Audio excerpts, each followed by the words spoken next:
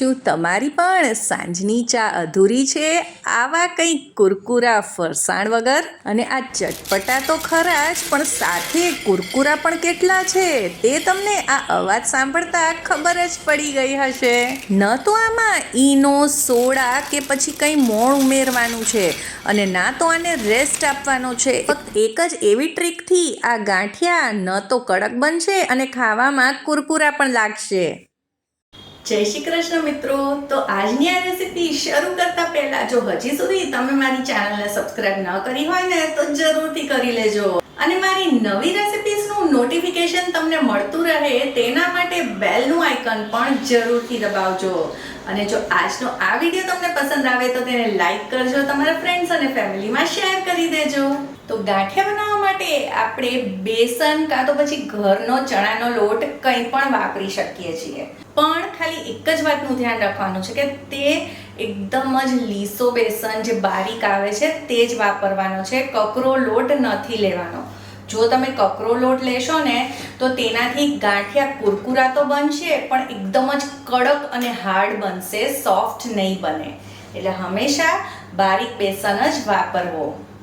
હવે આજે આપણે 3 વાટકી બેસનથી આ ગાંઠિયા તૈયાર કરવાના છીએ. તો સૌથી પહેલાં આપણે આ રીતે કોઈ પણ ઘરની વાટકી લઈ લઈશું અને બેસનને એકદમ દાબીને કે એવી રીતે નથી ભર્યો. તો હવે બેસનને સૌથી પહેલાં આપણે ચાળી લઈશું.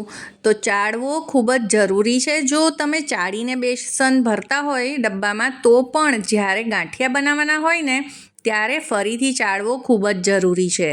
આના લીધે બેસનમાં હવાના કણ ભરાશે અને ચાળવાથી બેસન થોડોક લાઇટ થઈ જશે અને તેમાં કોઈ પણ ગાંઠા પણ નહીં રહે. હવે આમાં બધા મસાલા કરી લઈએ. તો સૌથી પહેલાં સ્વાદ અનુસાર આમાં મીઠું ઉમેરી દઈશું. મીઠું થોડું ઓછું જ નાખવું કેમ કે આ ચાળેલો બેસન છે એટલે તે વધારે લાગશે. હવે 1 ચમચી મરચું ઉમેર્યું છે, અડધી ચમચી કાળા મરીનો પાવડર ઉમેર્યો છે, અડધી ચમચી હિંગ ઉમેરીશું અને અહીંયા 1 ચમચી અજમો લીધો છે, તેને આ રીતે ક્રશ કરીને ઉમેરી દઈશું. તો અજમો અને હિંગ અચૂકથી નાખજો, જેના લીધે ચણાની લોટની વસ્તુ પચવામાં સહેલી રહે છે. ગાંઠિયાને થોડા ચટપટા બનાવવા માટે 1/4 ચમચી આમચૂર પાવડર અને સાથે જ 1/4 ચમચી ચાટ મસાલો ઉમેરી દઈશું. હવે બધા જ મસાલા ઉમેરી દીધા છે તો આપણે આનો લોટ બાંધી લઈએ. તો અહીંયા મેં એક નાનો ગ્લાસ પાણી લીધું છે અને આપણે પહેલાં બધી વસ્તુઓને મિક્સ કરી દઈએ અને પછી આમાં થોડું પાણી ઉમેરતા જઈને આપણે આનો સોફ્ટ લોટ તૈયાર કરવાનો છે. હવે આમ જુઓ ને તો બેસનમાં કે પછી ચણાના લોટમાં પાણી ખૂબ જ ઓછા પ્રમાણમાં જોઈએ છે, એટલે તમારે પાણી નાખવામાં થોડુંક ધ્યાન રાખવાનું. લોટ એકદમ જ ઢીલો નથી કરવાનો. જો લોટ વધારે પડતો ઢીલો થઈ જશે તો કુરકુરા ગાંઠિયા નહીં બને અને જો વધારે પડતો કઠણ રાખીશું ને તો ગાંઠિયા થોડા કડક બનશે અને ખાતા વખતે તે વાગશે મોઢામાં. તો જ્યારે બધો જ લોટ આ રીતના એકસાથે આવી જાય પછી આમાં પાણીની જરૂર નહીં પડે. તો આપણે આ લોટને આટલો સોફ્ટ તૈયાર કરવાનો છે અને આ ચણાનો લોટ છે એટલે આ રીતે હાથમાં ચોંટશે તો ખરો જ. આ લોટ બાંધવામાં લગભગ પોણા ગ્લાસ જેટલું પાણી આપણે વાપર્યું છે, આટલું પાણી બચ્યું છે. હવે આજે આપણે આ રેસીપીમાં ન તો ઈનો, ન સોડા, ન કોઈ મોણ ઉમેરવાના છીએ. જો સોડા કે કંઈ બી ઉમેરશું ને તો તે થોડાક પોચા તો બનશે પણ જ્યારે આપણે એને ખાશું ને તો થોડા ડ્રાય લાગે છે અને કાં તો ડચુરા વળે છે. તો આજની આ રેસીપીમાં જે આપણે ટ્રીક કરવાના છીએ ને એનાથી આવું કશું જ નહીં થાય. તો આજની આ સ્પેશિયલ ટ્રીક છે કે આપણે આ લોટને 5 મિનિટ સુધી ફેટવાનો છે અને તે પણ એક જ દિશામાં. આમ તો આ લોટ હાથેથી જ એકદમ સરસ રીતે ફેટાશે, પણ જો તમારે ફૂડ પ્રોસેસર હોય કે વિસ્કરની મદદથી કરવું હોય તો તે પણ કરી શકો છો. તો 5 મિનિટ પછી તમે જોઈ શકો છો કે આનો કલર બદલાઈ ગયો છે, થોડોક લાઇટ થઈ ગયો છે અને લોટમાં હવાના કણ ભરાવાથી તે ફૂલાઈ પણ ગયો છે. આ રીતે તમને ખબર પડી જશે કે આપણો લોટ તૈયાર છે. તો હવે આને બિલકુલ રેસ્ટ આપવાનો નથી, ફટાફટથી આપણે ગાંઠિયા બનાવી લઈએ. તમે આમાં કઈ જાળીનો ઉપયોગ કરશો?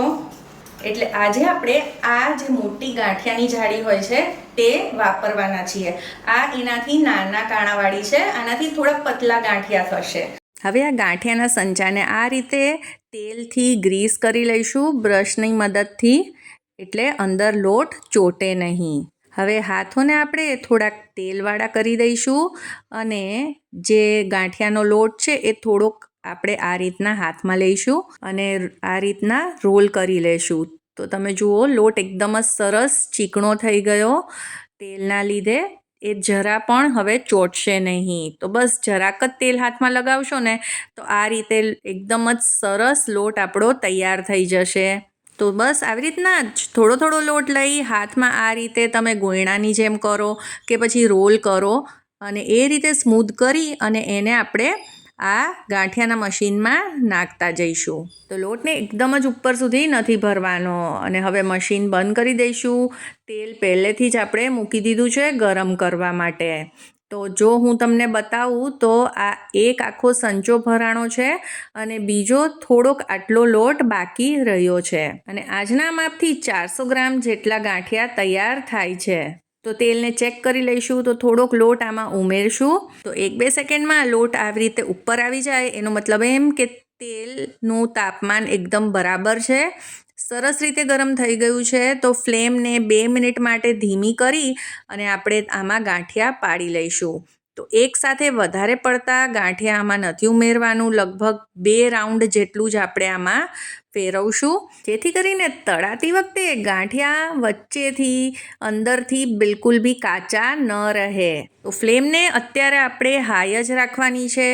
જો વધારે પડતું તમને લાગે કે ફ્લેમ છે તો મીડિયમ તમે કરી શકો છો, પણ એકદમ ધીમો તાપ તો બિલકુલ નથી કરવાનો, નહીંતર ગાંઠિયા તેલ પી જશે. અને લગભગ 1 થી 1.5 મિનિટ પછી જ્યારે ગાંઠિયા એક બાજુથી સરસ તળાઈ જાય પછી જ તેને ફેરવશું. આને વારે ઘડે આપણે ફેરવવાના નથી. તો જ્યારે બબલ્સ એકદમ જ ઓછા થઈ જાય તો આ રીતે એનો મતલબ છે કે ગાંઠિયા તળાઈ ગયા છે. તો હવે આપણે તેને બહાર કાઢી લઈશું. તો આ ગાંઠિયાનો લોટ બાંધતા કે પછી એને તળાતા બિલકુલ જ વાર નથી લાગતી અને જોતમાં તો ડબ્બો ભરીને આ ગાંઠિયા તૈયાર થઈ જાય છે. તો સવાર કે સાંજની ચા સાથે આવા કુરકુરા અને ચટપટા ગાંઠિયા મળી જાય ને તો પછી બીજું શું જોઈએ. છે ને એકદમ જ કુરકુરા. તો આજની જો આ રેસીપી તમને પસંદ આવી હોય તો તેને લાઈક કરી દેજો, તમારા ફ્રેન્ડ્સ અને ફેમિલીમાં જરૂરથી શેર કરજો અને મારી ચેનલ ચાર્મીસ ગુજરાતી રસોઈને જરૂરથી સબસ્ક્રાઈબ કરજો.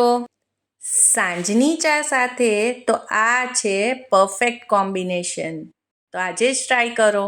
મળીએ પાછા બીજી રેસીપી સાથે. જય શ્રી કૃષ્ણ બધાને.